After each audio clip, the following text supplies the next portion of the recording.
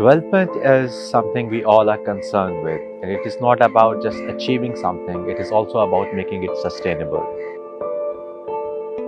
What IBA offers in the program of development studies is very innovative and a critical approach to understand and to engage with this whole idea of development.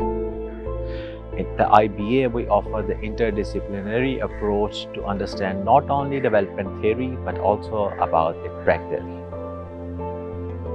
In our seminars and course projects in the IBA's MS Development program, we guide students in engaging with cutting-edge theoretical and empirical research, which prepares them for future careers in development. In fact, several of our students have gone on to successful careers in INGOs.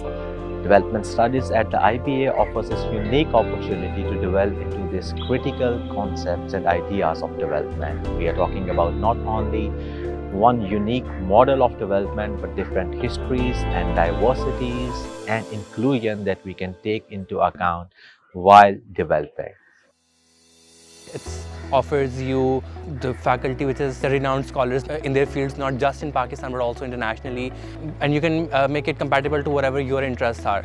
So if you're someone who is passionate about development issues like poverty, climate change, you name it. So I would strongly encourage you to join the Development Studies program here at IBA.